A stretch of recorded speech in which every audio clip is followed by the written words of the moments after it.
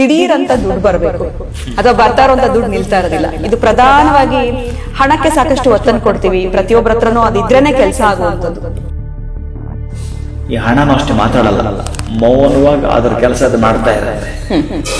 ಚಿಲ್ಲರೆ ಶಬ್ದ ಮಾಡುತ್ತೆ, ಅದು ಬೇರೆ ಪ್ರಶ್ನೆ. ಏ ವಿಶ್ವವೇ, ನನಗೆ ಈ ಕಷ್ಟ ಇದೆ, ದಯವಿಟ್ಟು ಸಹಕರಿಸು, ನನಗೆ ಈ ಕಷ್ಟ ಇದೆ, ಈ ಹಣ ಬೇಕು.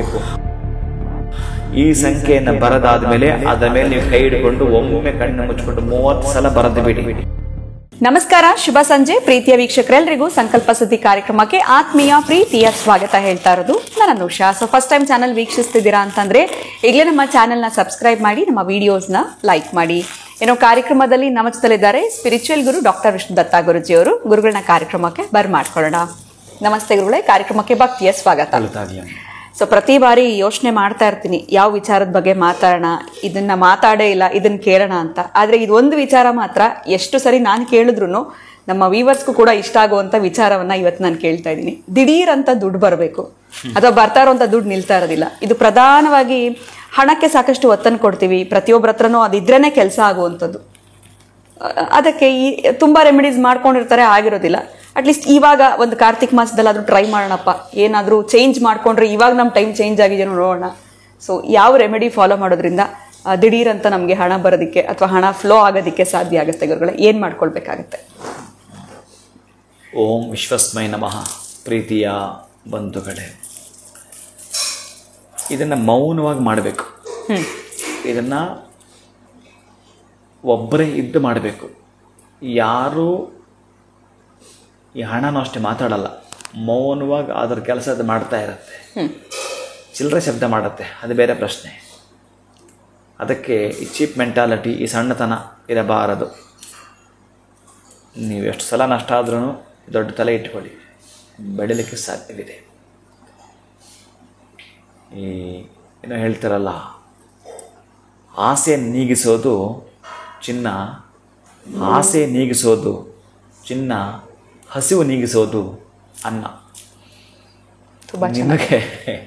ನಿಮಗೆ ಪ್ರತಿನಿತ್ಯದ್ದು ಏನು ಅದು ಆಸೆ ಒಳಗಿದ್ದರೆ ಪರವಾಗಿಲ್ಲ, ನಿಮ್ಮ ಆಸೆ ನೀಗಿಸೋದು ಈ ರೆಮಿಡಿಯ ಹಣ, ಈ ರೆಮಿಡಿ ಮಾಡ್ಕೊಂಡು ಬರ್ತಕ್ಕಂಥ ಹಣ.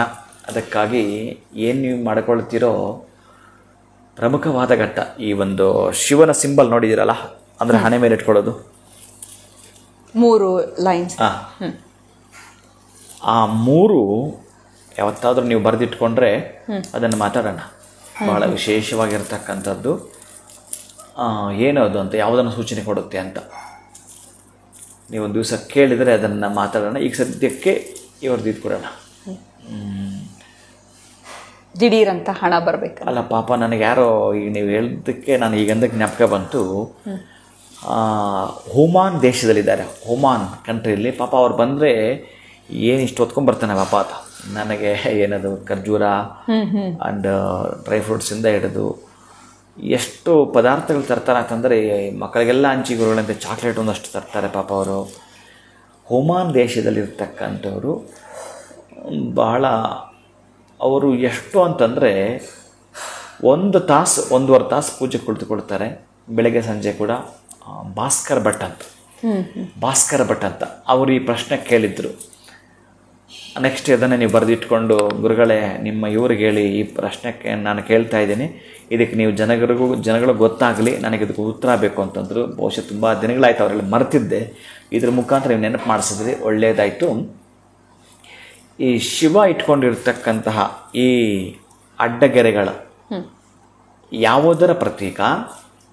ಮಹಾವಿಷ್ಣು ಇಟ್ಕೊಂಡಿರ್ತಕ್ಕಂಥ ಈ 3 ನಾಮಗಳು ಯಾವುದರ ಪ್ರತೀಕ? ಈ ಶಿವಕೇಶವರಲ್ಲಿ ಭೇದ ಮಾಡಬಹುದೇ ಅಥವಾ ಶಿವಕೇಶವರಲ್ಲಿ ಭೇದ ಮಾಡಬಾರದ? ಇದಕ್ಕೆ ನನಗೆ ಉತ್ತರ ಬೇಕು. ನನ್ನ ಹಾಗೇನೆ ಈ ನಿಮ್ಮ ಎಲ್ಲರೂ ಕೂಡ ವಿವರಿಸಿ ಗೊತ್ತಾಗಲಿ ಅಂತ ಅಂದಿದ್ರು. ಅವತ್ತು ನಾನು ಇದಕ್ಕೆ ಅವ್ರಿಗೆ ಉತ್ತರ ಕೊಟ್ಟೆ. ಬಹಳ ಖುಷಿ ಪಟ್ಟರವರು, ಬಹಳ ಆನಂದ ಆಯಿತು ಅವರಿಗೆ. ಅವರು ಬಂದು ಕುಳಿತುಕೊಂಡು ಈ ಪ್ರಶ್ನೆಯನ್ನು ಮಾಡಿದ್ದು, ಅವರು ಉತ್ತರವನ್ನು ಪಡ್ಕೊಂಡ್ರು. ಆದರೆ ಈಗ ಜನಗಳು ತಲುಪಿಸ್ಬೇಕಲ್ಲ, ಅದು ನೀವು ಪ್ರಶ್ನೆ ಕೇಳೋ ಮುಖಾಂತರ. ಅದಕ್ಕೆ ಈ ಪ್ರಶ್ನೆ ನಿಮ್ಮ ಹತ್ರ ಇಟ್ಕೊಂಡಿದ್ರೆ ನೆಕ್ಸ್ಟ್ ಯಾವಾಗಲಾದರೂ ಮಾತಾಡಲಿಕ್ಕೆ ಒಂದಿದು.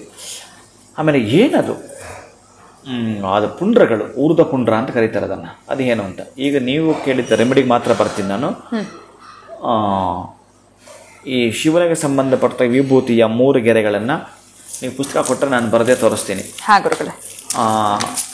ನಂತರ ಈ ದಿನಕ್ಕೆ ಸಂಬಂಧಪಟ್ಟಾಗಿರ್ತಕ್ಕಂತಹದ್ದು ಮೋಸ್ಟ್ಲಿ ಅದು ಹೇಗಿರುತ್ತೆ ಅಂತಂದರೆ ಹೀಗೆ ಶಿವನಿಗೆ ಸಂಬಂಧಪಟ್ಟ ದೊಡ್ಡ ದೊಡ್ಡ ಗೆರೆಗಳಾಗಿ ತೋರಿಸ್ತಾ ಇದ್ದೀನಿ. ನೀವು ಚಿಕ್ಕದಾಗಿ ಮಾಡ್ಕೊಳ್ಳಿ, ನೀವು ಪ್ರೀತಿಯ ಬಂಧುಗಳ ಚಿಕ್ಕದಾಗಿ ಮಾಡ್ಕೊಳ್ಳಿ ನೀವು. ನಾನು ನಿಮಗೆ ಗೊತ್ತಾಗಲಿ ಅಂತ ದೊಡ್ಡದು ಮಾಡ್ತಾ ಇದ್ದೀನಿ. 3 ಈ ಒಂದು ಗೆರೆಗಳು ಏನು ಹೇಳ್ತಾ ಇದ್ದೇನೋ ಇದು ಕಾಲಗಳನ್ನು ಸೂಚಿಸುತ್ತೆ. ಇದು ಯಾಕೆ ಮೊದಲೇ ಅವನ ಕಾಲಭೈರವನಾದ್ದರಿಂದ ಇದು ಕಾಲಗಳನ್ನು ಸೂಚಿಸುತ್ತೆ. ಕಾಲಗಳಂದರೆ ಹೆಂಗಾದ್ರೂ ತೆಗೆದುಕೊಳ್ಬೋದು ನೀವು, ಅದೊಂದು ಸಬ್ಜೆಕ್ಟ್ ಮಾತಾಡೋಣ. ಇಲ್ಲಿ ಕಣ್ಣು ಬರೆದಿದ್ದೀನಿ,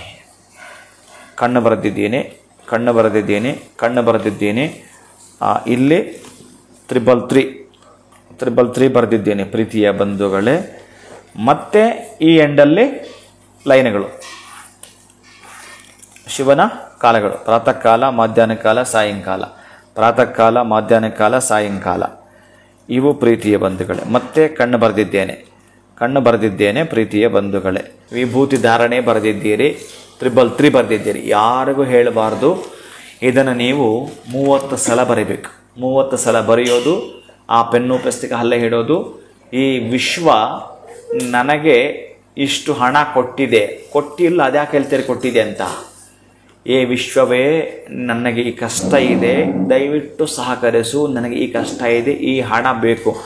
ಗುರುವಿನ ಸಂಖ್ಯೆ ಆಗಿರತಕ್ಕಂತಹ ಏನು 3 ಇದೆಯೋ, ತೃತೀಯ ಇದೆಯೋ, 3 ಇದೆಯೋ, ಈ ಸಂಖ್ಯೆಯನ್ನು ಬರೆದಾದ ಮೇಲೆ ಅದರ ಮೇಲೆ ನೀವು ಕೈ ಹಿಡ್ಕೊಂಡು ಒಮ್ಮೆ ಕಣ್ಣು ಮುಚ್ಚಿಕೊಂಡು 30 ಸಲ ಬರೆದು ಬಿಡಿ. 30 ಸಲ ಬರೀತಕ್ಕಂತಹದ್ದು. ಈ ಕಡೆ ಬರೆಯುವ ಮುನ್ನ ಆ ಶಿವನ ಅಡ್ಡನಾಮಗಳು ಇರಬೇಕು, ಮತ್ತು ಬರೆದಾದ ಎಂಡಿಂಗಲ್ಲಿ ಅವಿರಬೇಕು. 333 ಬರೆದಿರಬೇಕು. ಮೌನವಾಗಿ ಬರೆಯೋದು, ಹಾಗೆ ಕೈ ಇಟ್ಕೊಂಡು ಪ್ರೇಯರ್ ಮಾಡುವಂಥದ್ದು. ಕೇವಲ ಇದೊಂದು 5-6 ನಿಮಿಷದಲ್ಲಿ ಮುಗಿದೋಗುತ್ತೆ. ಇಷ್ಟನ್ನು ನೀವು ಮಾಡತಕ್ಕಂಥದ್ದು. 30 ಸಲ ಬರೀಲಿಕ್ಕಾಗಲಿಲ್ಲ ಅಂತಂದರೆ 3 ಸಲ ಕೂಡ ಬರಿಬೋದು. 3 ಸಲ ಕೂಡ ಬರಿಬೋದು. ಯಾರಾದರೂ ಕಾಮೆಂಟಲ್ಲಿ ಕೂಡ ದಯವಿಟ್ಟು ಇದನ್ನು ಮಾಡಿ, ಎಲ್ಲರೂ ಗೊತ್ತಾಗಲಿ ಕೂಡ. ಮತ್ತು ಸ್ಕ್ರೀನ್ ಮೇಲೆ ಕೂಡ ನಿಮ್ಗೆ ಕೊಡ್ತಾರೆ. ಆದರೂ ಕಾಮೆಂಟಲ್ಲಿ ಯಾರು ಇದನ್ನು ಮಾಡ್ತೀರಿ ನೋಡೋಣ. ಅಂದರೆ ಆ ಕಡೆ ಈ ಕಡೆ ಶಿವಂದಾಗಿರತಕ್ಕಂಥ ಊರ್ಧ್ವ ಪುಂಡ್ರಗಳು ಬರಬೇಕು. ಆ ಪುಂಡ್ರಗಳ ಮಧ್ಯದಲ್ಲಿ 333 ಬರಬೇಕು. ಇದನ್ನು ಮಾಡಿ ನಮಸ್ಕಾರ ಮಾಡ್ಕೊಳ್ತಕ್ಕಂಥದ್ದು.